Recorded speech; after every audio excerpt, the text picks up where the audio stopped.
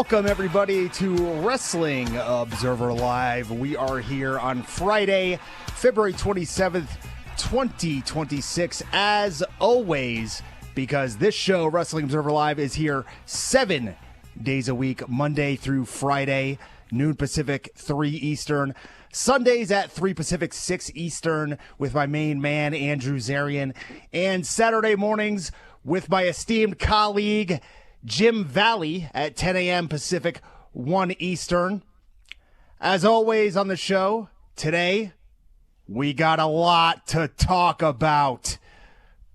Good Lord. This weekend, we have Elimination Chamber, which on the road to WrestleMania is sure to shape the card greatly. We will find out who will end up challenging Drew McIntyre for the WWE, I don't even know, Universal Championship, whatever it is, at WrestleMania.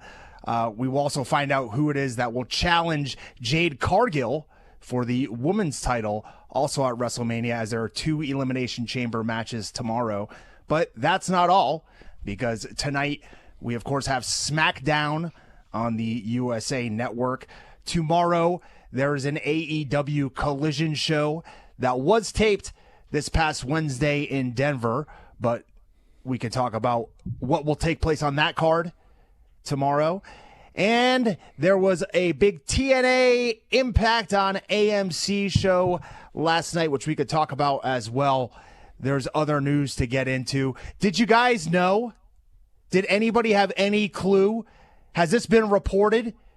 There's an AI Antonio Inoki out there, and on the way, there will be an Antonio Inoki android.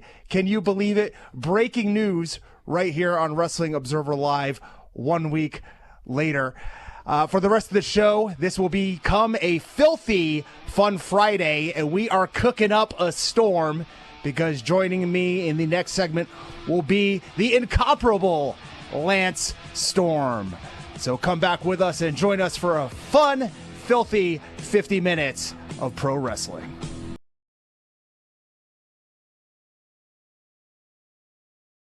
Just a quick note before this free video. If you click like and subscribe, I'd be very thankful. Warner Brothers Discovery announcement came out, and the gist of it is Dynamite and Collision are going to remain on Wednesday and Saturday. Rampage appears to be history, which we had thought. Dynamite and Collision is streamed live on Max if you're a U.S. subscriber. $555 million over 3 years, $185 million a year. Average $185 million a year. It starts lower. The middle year would probably be about that, and the third year would be up from that, and then the fourth year would be way up. Big question for me is, are all the archives up? Or going to be up? Can I go back 5 years ago and watch all of the Dynamites in order? I believe that they will be. Yeah, this won't be till January. I don't know that as a fact, but they're putting archival programming on, so there will be, I don't know if everything will be up, but there will be, I expect that everything will be up, yeah. I had a little announcement I wanted to make. A lot of people got really exposed, when this. Oh, no, yeah, save that for the Garrett show. Save that one. Why? You don't want any heat from these people who Well, deserve? no, but I've heard it multiple times. I've been sitting here playing punching bag for these clowns for years, and this was great. This was quite the week of vindication between that Vince McMahon documentary and this deal. Yes, for me, it was an even bigger vindication for Tony Khan. Not that it's even though they're completely different topics. The guy who spent 5 years with all these clowns calling him a money mark, and they went through a couple of years in money losses, which a lot of businesses do. And they could afford it, but the long-term goal was always to make this thing profitable. So at the end of the day, here we are, and with this deal, this is going to be the second most profitable pro wrestling company in the history of pro wrestling. And all of these people that, and it's like, I'm not saying you should have figured that much out, but in the last year, it kind of was leaning this way. And even if it wasn't going to be the second most profitable company in the history of pro wrestling, it would end up being profitable, which once you're profitable, the term money mark goes out the window. So anyway, this is like complete vindication. Jericho actually went on the show. It was almost like he was reading my mind with that line about boy, did all these experts come off as being really stupid and out of touch. I don't know if you used those words, but they were. Because it's not like this came out of nowhere. We've been talking about this for months. I've been telling people. I've been telling them. I go like, you better frickin' pivot because you're going to look like fools if this deal comes in the way it looks it's going to come in. And none of them could stop. They're so deep into it. They've been lying to their podcast listeners for God knows how long. So anyway, there's a lot more to that. But anyway, I did want to get that off my chest.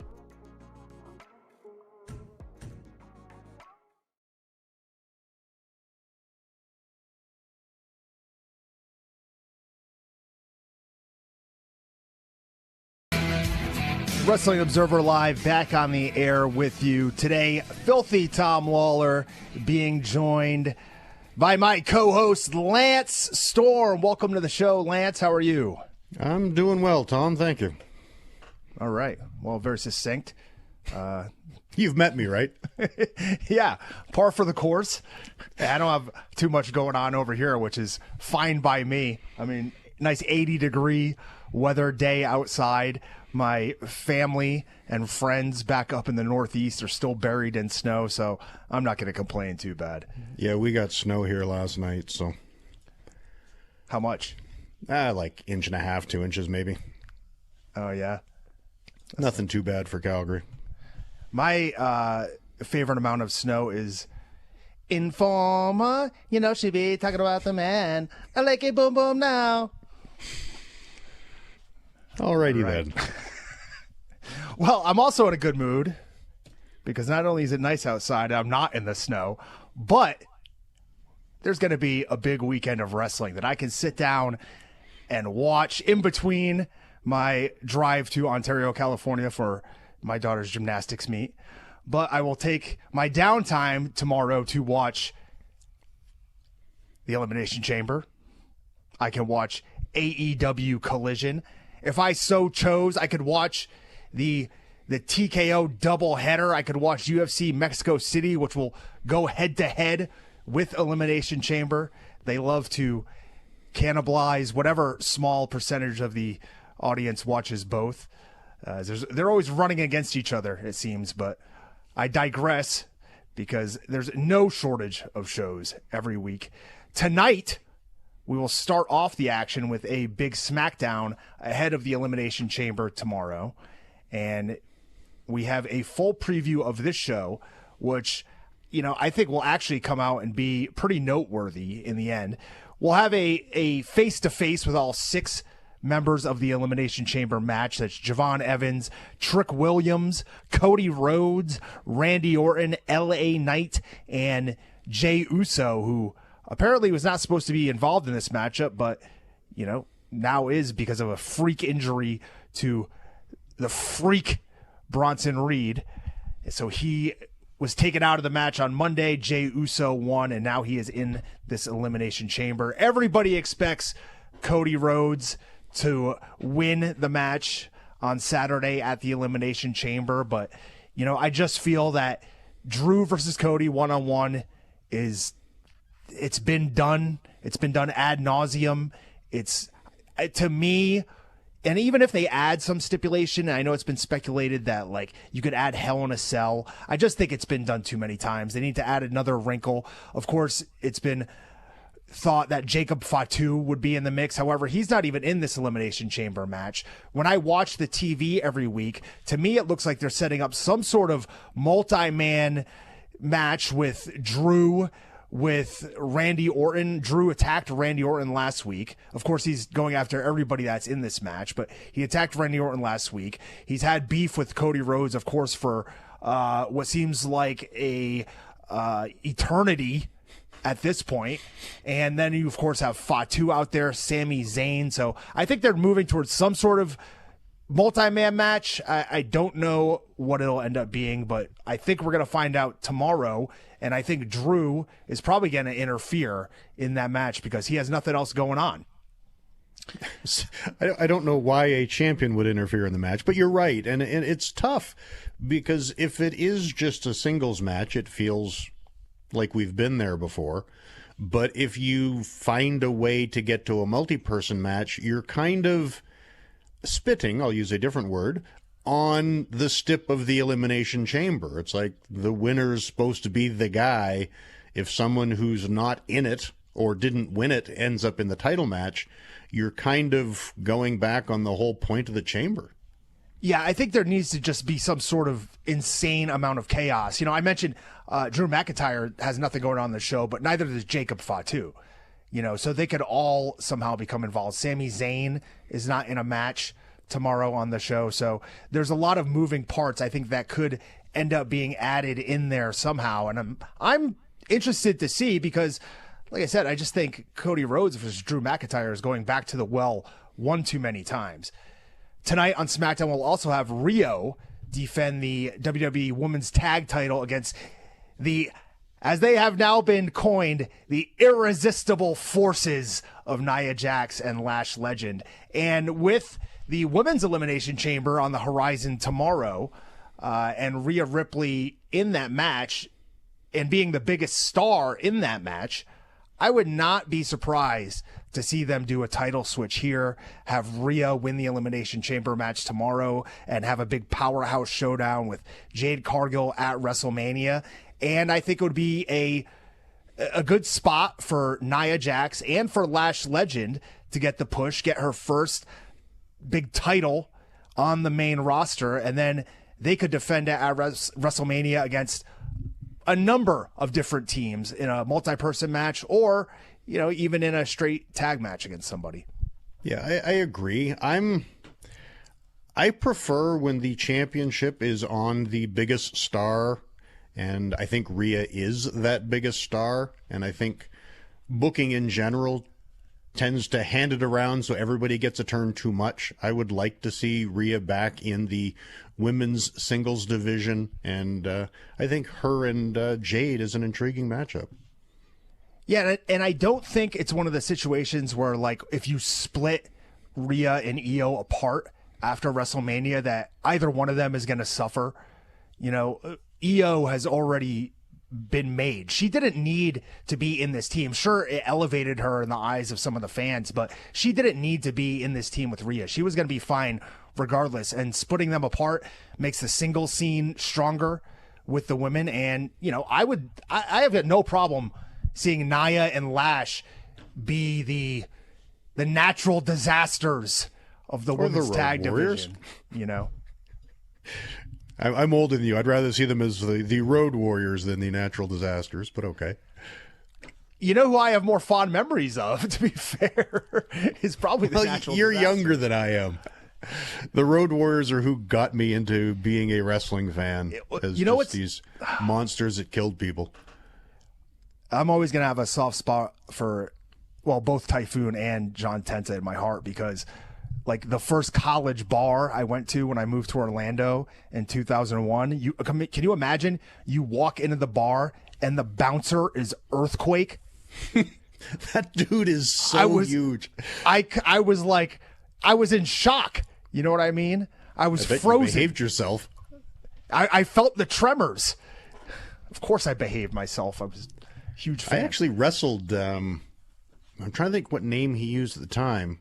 Shark? Fred Ottman in Japan. My first tour with War. It was a tag team tournament, and he was there.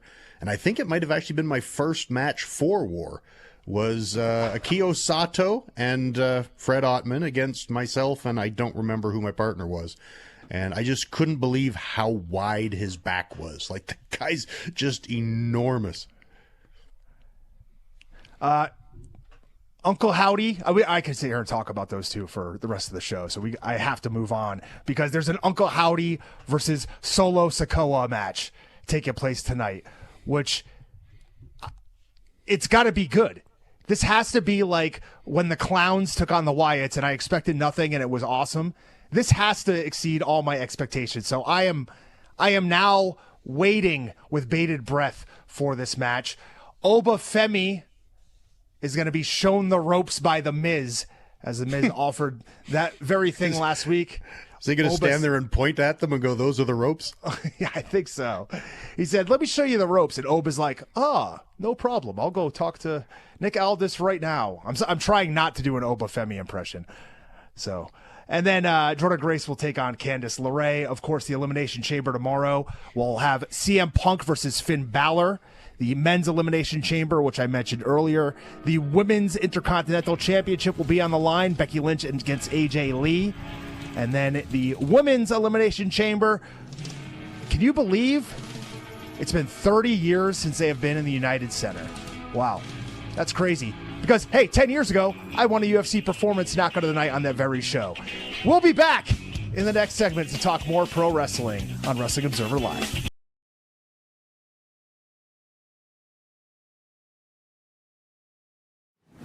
Check out this free video and make sure you hit like and subscribe. Hey, listen, we're going to start with the real main event of the weekend. We witnessed with our own eyes Minoru Suzuki versus Butterbean with Dan Severn as the special guest referee. The worst match in the history of professional wrestling. We all knew it was going to be a train wreck. Oh, yeah. I said, this is going to be a train wreck. I want to see this train wreck. I must see this train wreck. I will give credit to Butterbean. Butterbean was very, very fat, and I don't think that he could walk. And he spent a lot of time with DDP. Yes. Did a lot of DDP yoga. Yes. And DDP literally got him back on his feet. Yeah. The entire first round is just like standing there. And the brawling's kind of like, and Suzuki like throws, he finally gives him a good one. How'd you like that one? So Butterbean falls to the ground by holding onto the top rope, squatting down a little, grabbing the middle rope, squatting down a little further, and then he lays on the ground. The crowd's chanting "Fight Forever," which sounds like a horrible idea. Yes. So the ring announcer says, "Ladies and gentlemen, we have just heard from the special enforcer, Dan the Beast Severn. He has ruled that the match is a double countout." And the fans are like, "What? Boo!" And they're all angry. And I'm like, this is the most ballsy match I've ever seen. I heard a rumor that Suzuki was talking to someone before the show about this match. And he was like, "This match, very bad." And the person was like, "Minoru, dude, it's going to be fine. Like, you can do this. You're great. This match is going to end up fine." And Suzuki said, "No." That was it. Okay. And I got in just in time to see Minoru Suzuki versus the Sex Doll. And people were very upset that I did not refer to the Sex Doll by her name. Yoshihiko. I have great respect for the Sex Doll as a non-person because the Sex Doll is not a person. But there's a reason. It's a doll. There's a reason. For sex. Is he going to wrestle a sex doll and have a better match with a doll than he had with Butterbean? And the answer is yes. Emphatically.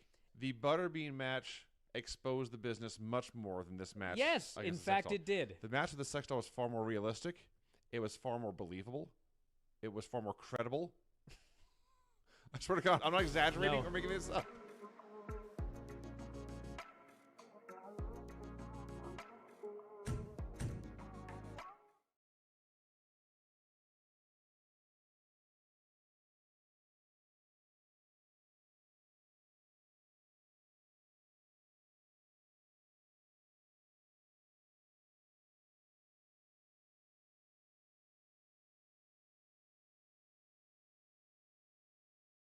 Observer Live, back on the air with you. Filthy Tom Lawler and Lance Storm hosting it up on a filthy fun Friday.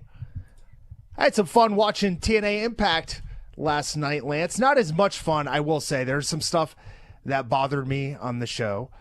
I didn't have as much fun as I did watching it last week. I thought last week had some great in-ring action. I loved that guitar case casket match as we went over last week.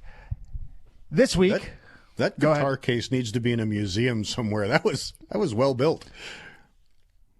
It's not in pieces at this point? No, well, I hope not. They even had strings on it. Where do you store that? I don't know, man. They lug it around the truck. Where do they store the cage and all the other crap that you use once in a blue moon? Well, I mean, the show was taped in Nashville, right? Is that correct? We were then, yeah. Yeah, so anywhere, like if there's anywhere on planet Earth that would have one of those guitar case caskets, it would be Nashville. So, perhaps it's like just on display at a bar. Yeah, why not? Well, this show actually was also taped in Nashville, I believe. And it opened with Macklin, a video recap of Macklin trying to invade the tapings. It had some video of the guitar case casket match before we went to the in-ring portion, which was TNA World Champion Santana teaming once again with TNA X Division Champion Leon Slater. They took on the Nemeth brothers. Frankie Kazarian was doing guest commentary. The baby faces cleared the ring. Slater dove onto the brothers early, and then the brothers the Nemeth brothers distracted the referee a few times. They got the heat on Santana. Santana hit the rolling buck 50, tagged in Slater. Slater flew off the top with a cross body block, which you very rarely see nowadays. Before Santana came back in. It always gets a reaction. People should do it more. Well, not only that, we could talk about, we will talk about this more later probably, but he did the cross body block, and it's not the one that you see so often now where the person catching it kind of jumps and takes a bump as well. It was the one where like you catch the guy and you kind of roll him over. So it's, it just looks different visually. And as you know, as fans know, anything that looks a little bit different, a slight variation on the norm is always a welcome addition. So, I thought keep it in the repertoire because it always works, like you said. I'm sorry. Slater got back in. He got hit with a famouser. Slater fought Nemeth off the top rope, but Eric Young, who has an X Division title shot courtesy of Feast or Fired, ran out for a distraction. He was run off by Santana. Leon went for the Swanton 450. Nemeth got the knees up, and Nick Nemeth cradled Leon Slater, pinned him to win the match, got his win back after being defeated in the main event of No Surrender just weeks ago. So we have the good brothers. Are these the Nemeth, the not so good brothers? They are bad brothers. Bad brothers. We had then Danny Luna take on Lei Ying Lee. And Lance, if you could ever get me a job, I just want to be the freak camera guy who's got to wear the chain for Danny Luna to get pulled in. That seems like a great gig for her entrance. So Danny beat up Lei Ying Lee. She couldn't put her away, so instead she went and grabbed this said steel chain, wrapped it around the top turnbuckle. She tried to run I get this wrong every time. Lei Ying Lee into it, despite the fact she'd be DQ'd. It was halted by Lei. She fired back with a series of kicks. An awesome, vicious thrust super kick. Looked like it was straight out of your playbook now that I think about it. They rammed into each other multiple times. Luna tripped her, locked on a sleeper. Again, they traded roll-ups, and this infuriated me because Danny Luna kicked out of a pin attempt. Lei Ying Lee flew headfirst into the chains. This was not a DQ. These chains should not have been in the ring. Luna should have been disqualified. She was not. I guess the referee didn't see it. Luna German suplexed her, hit a sit-out Widowmaker, and got the win. Refs, across the board, we got to do better than this. NXT, Raw, TNA, everywhere. Refs are being distracted by nothing, by dust in the air, pixies. I don't know what it is. They're missing blatant interference, not calling DQs. There's a hereditary lack of peripheral vision in pro wrestling refs. We need to address that. You think it's chromosomal? We actually had a legally blind ref for a while. Excuse me? We had Tell me more.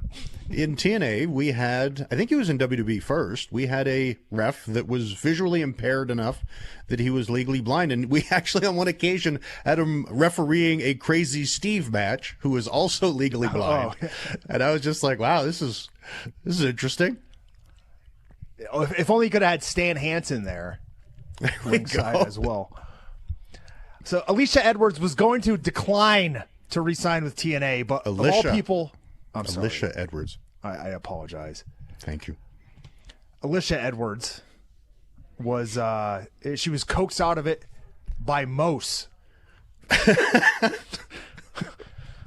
Of all people. We then had AJ Francis take on Mance Warner, and these guys brawled all across around the ring, the ring side, inside the ring, outside the ring. Steph DeLander got involved, and once again, AJ Francis grabs a chair, just like Dana Luna in the last match. He said, enough with this. I'm going to grab a foreign object. Well, Steph DeLander distracted him enough that Mance Warner just took it and started beating AJ Francis with the chair. He got DQ'd. Well, the ref saw it. Be happy, bro. There's no consistency. I just want to know what the rules are. I don't particularly care if they're lax. I just want them to be consistent. So he used a foreign object. He got DQ'd. Well, I believe, and I could be wrong here because there is no actual pro wrestling rule book, you can't pick up a foreign object and hit someone. But if there is an object laying somewhere, sitting somewhere, you can throw a person at it. Please, no. It's like you're not allowed to pick up the stairs and hit them, but you can whip them into the stairs. I am going to bring in one of those long strips of spikes that the police throw out in a high-speed chase and just start Irish whipping people at it. Why not? There's no New DQ. gimmick. Huh? Come on. Road Rage Filthy Tom. I mean, it is a deadly thing. So the purveyor of hardcore country, Mickie James, came out. This time she didn't cut down Dave Meltzer, but she did cut down Ash by Elegance, who came out. They went back and forth in a promo. The crowd told Ash she sucked after she told Mickie that she was better than she is. Mickie reminded her that she basically got her foot in the door. She got the foot in the door for Ash after she left WWE, and they got into it. The camera went backstage. The Elegance brand was cornering Mickie James' son. Mickie James' son goes to the concierge. He goes, "Hey, what are you doing in here? You shouldn't be in here." And some guy from the crowd yells, "He shouldn't be near children, period." Wow. I didn't catch that. Oh, man. You hear it clear as day. Poor George. So Mickie ran back to help him, but she got laid out by the Elegance brand, who also laid out Jody Threat during this. So Harley Hudson went and got Santino to kind of take care of this. Like, hey, Jody Threat's laid out. We need help. So Daria Ray shows up and blames Santino for this. She verbally runs him down and then told him that his daughter is going to be a great champion no matter what he thinks, and he needs to get his stuff together now. I howled at this, as Brian would say. Jada Stone and Tasha Steelz had a good back and forth match that Jada Stone won after she countered a cutter attempt. She did a handstand, crucifixed Tasha Steelz, and pinned the former Knockouts champion, but she got beat up afterwards. Tasha Steelz wasn't having it. Later out with the cutter. Tom Hannafin welcomed Steve Macklin back to the Impact Zone, or the non-Impact Zone, where they talked about Macklin being fired because of the Feast or Fire briefcase. Macklin talked about Santana being selfish in the past, abandoning him. Macklin told Tom that Tom owed Macklin his job, and Tom kind of acquiesced, but he called out Macklin for a lack of accountability, and this sent Steve over the edge. He punched his longtime friend in the gut, leveled him. Tom was laid up, curled over in the fetal position. Santana ran out.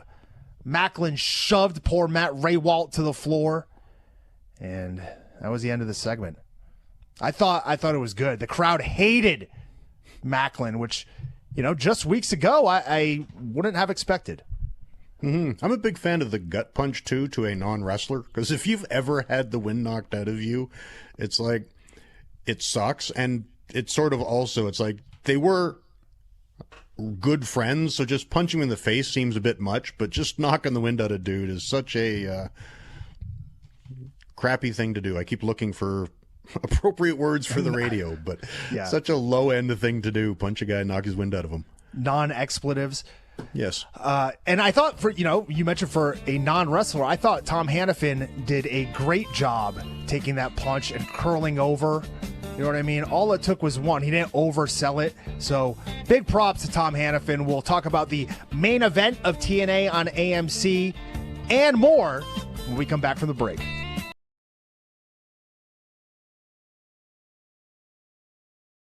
Just a quick note before this free video. If you click like and subscribe, I'd be very thankful. It's Bryan Alvarez and Big Vinny V, and we hope that you enjoy the show. Should I do one more time? Huh? I played the entire song before realizing I had not hit record. I figured as much. So I had to start the entire show over again. Uh-oh. Is my internet down? My internet died. Yeah. All right. Stand by, everybody. Hi, everybody. We're back. And we're just gonna barrel on through, right, Vinny? What do we have on that Facebook thing? Now it says no audio. Jared, do we have audio? I can hear you. Honestly, what is going on? Yeah, we just watched a movie What about is this. up with my internet? Lost everybody again. Curry says no problems with the Big Vinny V show. His words. Not since the first one. I was gonna say the very There have first been one was a Many disaster. problems. Many Yes. problems. We've had quite a few. Yeah, and you know what I do? I just barrel on through. Brian. Barrel on through should be the name of this show. What the hell's going on this week? Like every single show, something goes terribly wrong. Today, I didn't have the music set to go at first. Then I got it set to go, but I forgot to hit record. Finally, I hit record and got the song going right. Golly. One disaster after another here. We're starting 15 minutes late. I still can't find the video, Jared. Is it up? Where is everything? Granny's joining us here today via phone. We cannot connect our audio or video. It's a blank screen. I don't know what's going on. What are we doing? Should we just quit today? I don't know what the problem is, Granny. I don't know how to fix it. I don't know what's going on. We still have no video. I got a question. Where's the goddamn video at? You gotta fire Jared. All right, now it's up. Hello, everybody. This is the one you told me to do last week, Undertaker plus Psycho Kid. Okay.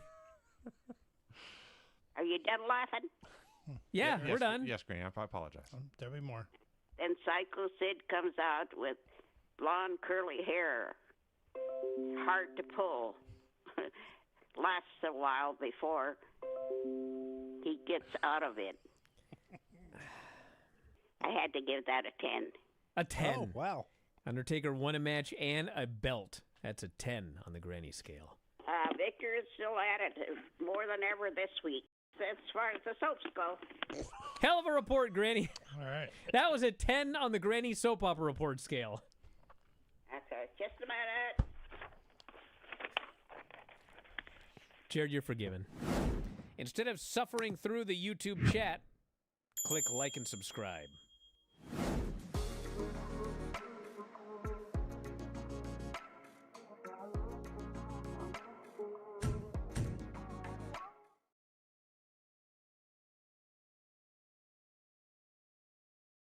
Wrestling Observer Live, Filthy Tom Lawler and Lance Storm on the air with you. Still a lot to get into today. We got to talk about this AI Antonio Inoki and the Android dream matches that he could have. But let's wrap up this TNA on AMC Impact episode for now. The main event was the System versus the Hardys and the Righteous. The Righteous, of course, have been on a mission to convince the Hardys that they are on the same side as them. They are not trying to get close to them for nefarious means. They're all on the same page. And after the attack by Steve Macklin on Tom Hannafin. Gia Miller filled in for Tom on commentary, and I thought she was going to do play-by-play at first, and I was wondering if this is the first female play-by-play announcer we'd have on major American television wrestling. I remember Renee Paquette was doing some sort of color commentary. I think they usually had a 3-person booth on Raw, but she would be on commentary for a while. But Gia Miller did what I would say was color commentary and not play-by-play. And I enjoyed listening to her. I thought she did a good job. I don't know if she's been in this role before. I don't know if she's had to fill in on occasion, but I enjoyed listening to her. I thought she was enthusiastic, and I wouldn't mind listening to her more. Well, then you need to watch our Explosion show, There we go. because Gia and Tom Hannafin are our commentary duo during Explosion. You're trying to get me to do more work. Well, you said you could, you would enjoy hearing more from Gia Miller. Well, she's on regularly, 1 or 2 matches a week on Explosion. I did say that. I might have to just listen to the audio as I take my dogs for a walk. The soothing sounds of Gia Miller. There you go. Color commentary. So the match built to Bear Bronson versus Dutch as the powerhouse battle. Dutch won, and then all things started breaking down. Vincent and Dutch did a poetry of motion, a Baldo bomb, one of my favorite moves by Bear Bronson, took out Vincent. Matt Hardy got tagged in, ran wild. He had a side effect. Myers broke it up. Vincent made the save for Matt. Jeff hit a twist of fate on Bear. Cedric kicked Jeff. Dutch gave him a black hole slam. Eddie super kicked him to the floor. Matt Hardy hit the Christian falling DDT. Eddie Edwards gave him a falling blue thunder bomb. He set up for the Boston knee party, but Vincent shoved Matt out of the way, took the proverbial bullet for Matt Hardy in an attempt to once again earn his trust so that they can betray them in the future for sure. And the System won the match. Not only did they win the match, but they beat up the losers of the match after the match for good measure, until former System member Moose ran down. He got beat up by the System until Alicia Edwards ran down and put an end to the beating, protecting her friend Moose against the attack from her husband, Eddie Edwards, as the show ended. Got some family drama coming. It looks like it's already started. Oh, yeah. Do I need a little bit more backstory on that, or is Moose and Alicia being friends enough? Well, she's been the one that goes to the ring with Moose more often than not, so there is a tight friendship there. So we'll see where this goes. Enough to go against who you live with at home, you know? Well, I'd rather have Eddie or Moose mad at me than Lish. I'll tell you that. Well, so I don't have the YouTube chat mad at me. I'm going to give a quick preview of AEW Collision right now, which was taped in Denver this past week. We'll have the Death Riders, consisting of Pac, Wheeler, Daniel Garcia, and Claudio Castagnoli, taking on the Don Callis family in 8-man action, as the Don Callis family will consist of Rocky Romero, Trent Beretta, Josh Alexander, and Lance Archer. Big Tom, Tomohiro Ishii will take on Andrade El Idolo in singles action. Tony Storm versus Zeta Steel. Jay Lethal versus Tommaso Ciampa in the 2011 ROH special. The Brawling Birds will be in action. Kazuchika Okada and Kyle Fletcher will take on Top Flight. And Chris Statlander and Thunder Rosa will take on the Sisters of Sin. Now, Lance, I'd like to talk about a topic that I know you would too, that's been on the minds and tongues of many people on the internet and the wrestling world, and that is the subject of dives. Because this past week, there was an instance in which Penelope Ford did a moonsault to the floor, and granted, I did not see the whole match. I have only seen that spot, but she did a moonsault to the floor against Willow Nightingale and Harley Cameron in a match which her and Megan Bayne were trying to win the AEW Women's Tag Titles. And in the course of doing this moonsault to the floor, she suffered an ACL injury, I believe. Oh, really? I heard it was an ankle. Oh, was it ankle? I heard a sprained ankle. Maybe she got hurt. Hopefully it was just a sprained ankle. So what really the reason I'm bringing this up is because of the discourse that has come out of this. And there's been a lot of finger pointing, a lot of blaming at people one way or another. And both I and Lance have, very strong thoughts and opinions on this. So, Lance, I'd like to open it up, and the floor is yours. Yeah, I'll start with, because again, I'm old. Back in my day, those who were really, really acrobatic and good at diving would only be the ones doing difficult dives, and they would only do them when they had people that were good at catching them. Ultimo Dragon's Acai moonsault, which he invented, he wouldn't do it on everybody because he wanted good catchers. And they also used to, and again, this is not pointing a finger at anyone, it's just they used to lay them out much more. Great Sasuke, Ultimo Dragon would lay those moonsaults out so that you could catch them chest to chest, almost in a tombstone position, and prevent them from hitting the floor, especially because they generally dove on people bigger than them who could catch them. And then doing the moves became more important than the safety, and people who didn't do them as well would just flip and hope for the best. And I think Brian went on a rant yesterday about, when you plan on landing on your feet, you've got knees coming at your face and head, and they're hard to catch.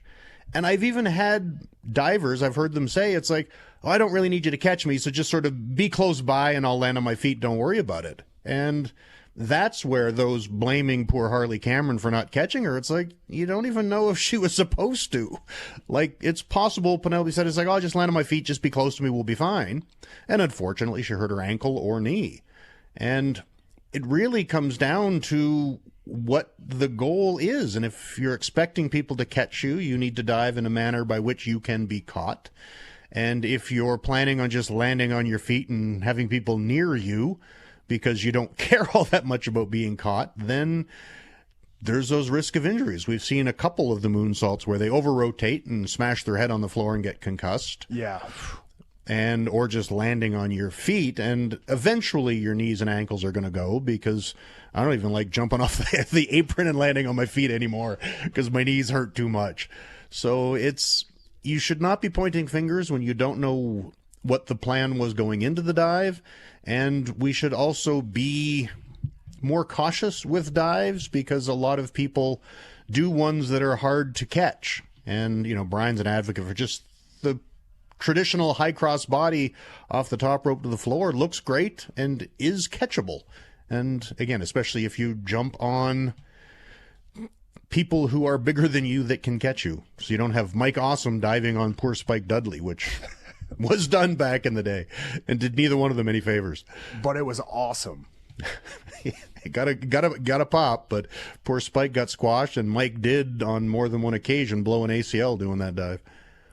Well, one of the issues, too, with, and I'll say from experience being in there and catching people on dives, is that, like you mentioned, on this moonsault especially, that Penelope Ford does, and she has done it without being injured. We've seen that happen. However, it only takes there's a small margin of error when you're coming off the top rope like that. It's not something I think that she's out there practicing all the time, because how could you?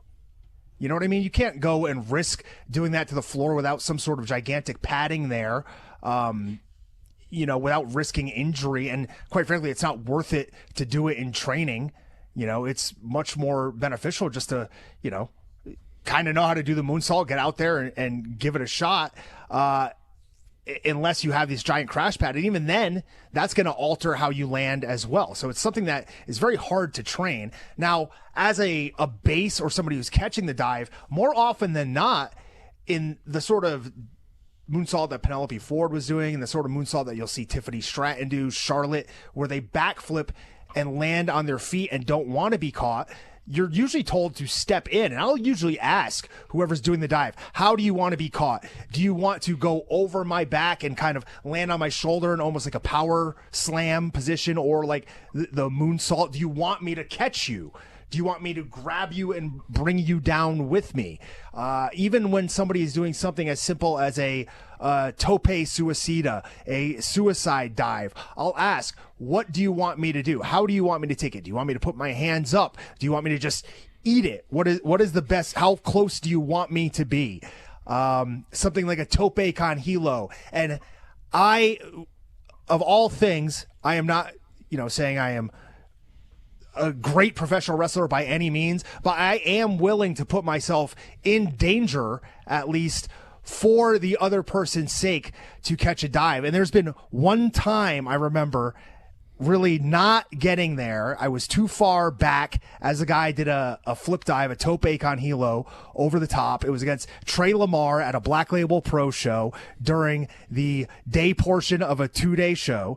So that tells you how vividly I remember not catching somebody on a dive. And, I think that's one of the other things. You have to be comfortable putting yourself in danger for the other person. And it's not something that you can do. You have to go over that beforehand.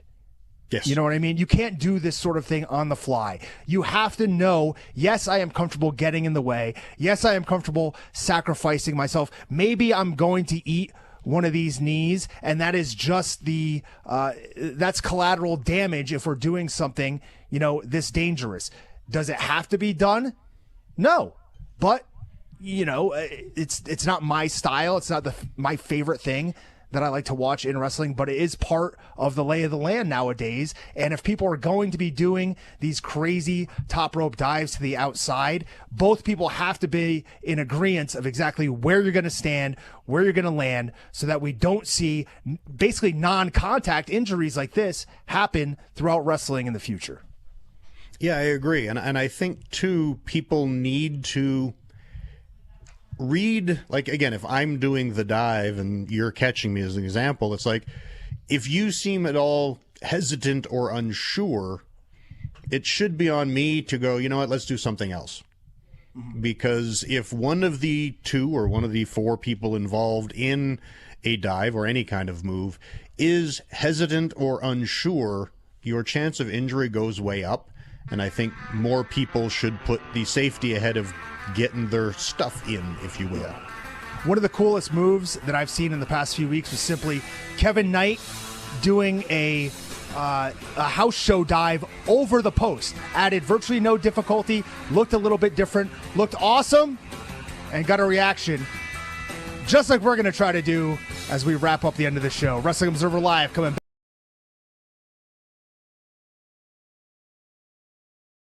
Just a quick note before this free video.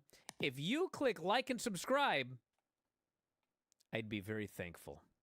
We all went to the AEW Wrestle Dream pay-per-view in the Tacoma Dome. What a dump. They've remodeled in the last 5 years. I don't want to watch a show in the Tacoma Dome. I'm over that part of my life. So this is all about I you, want okay. It is all about me. It's my show. Yep. Sick of these crappy dumps. Rico. Yes. Rico Constantino. Mm-hmm. When Rico Constantino showed up on the screen, I almost fainted. If you would have slapped me with a bass, I would have been less surprised. A bass, Yeah. you say? Excuse me? You heard me. Now, you mean the fish or like a bass, the instrument? No, a bass. Well, he would have said a bass if he meant a bass. Shibata hooks a rear naked choke, and Shibata's shoulders were down, and the referee counted 3.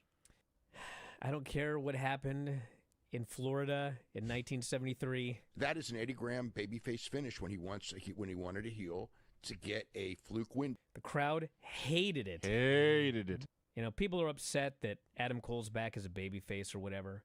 Why? But, dude, he's been gone for a year. So they obviously want to do Adam Cole and MJF. MJF is a heel. Mm-hmm. So obviously Adam Cole is coming back as a babyface. Yes. Will Ospreay, Takeshita, and Ricochet. My rating for this match was 1 zillion stars. I believe this may be my new favorite 3-way ever. John Moxley versus Bryan Danielson. You have Not to a say it in fun such a match. sad way. Yes! It was sad. It was a sad match. That's it, before we even get to the post-match. The whole thing, start to finish, was sad. It was meant to bum you, the fans, out. It worked. It worked. It elicited emotions, which is what art is supposed to do. It was very much like The Undertaker and Shawn Michaels when Undertaker retired him, and like that's exactly what happened, is everyone just slowly stood up and quietly, sadly walked out of the building that night. There was one gentleman that was walking by us, and he was dripping in Bryan Danielson's merchandise. And he was wailing, and he cried, forget my language, I can't believe they punked out my favorite wrestler like a bitch. And he was so Wow. upset. And we go into that press conference. All I got to say about Don Callis is, man, I can't help but notice he's got a big mouth when he's got Takeshita right next to him, doesn't he? That was a scintillating question. And I think maybe after that, we're finally, the Bryan and Vinny show might actually just be the Bryan show. That was producer Rob level stuff right there. Need to work on your game a little bit. Okay, next.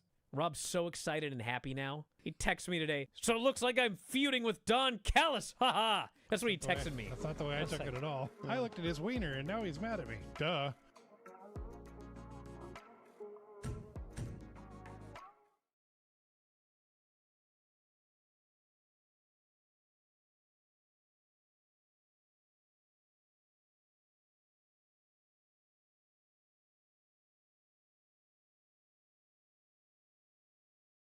Filthy Tom Lawler and Lance Storm diving through the middle and over the top, respectively, back at you to wrap up Wrestling Observer Live.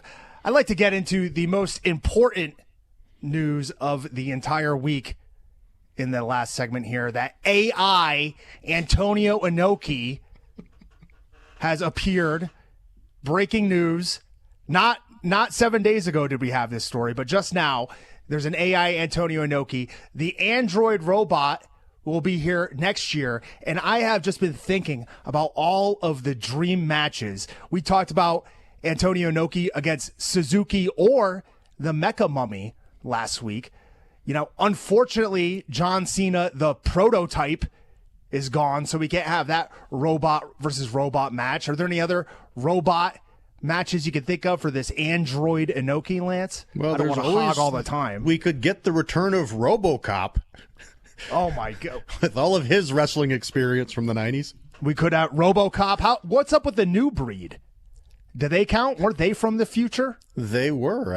I need to go back and look up what year they were from. I mean, we could.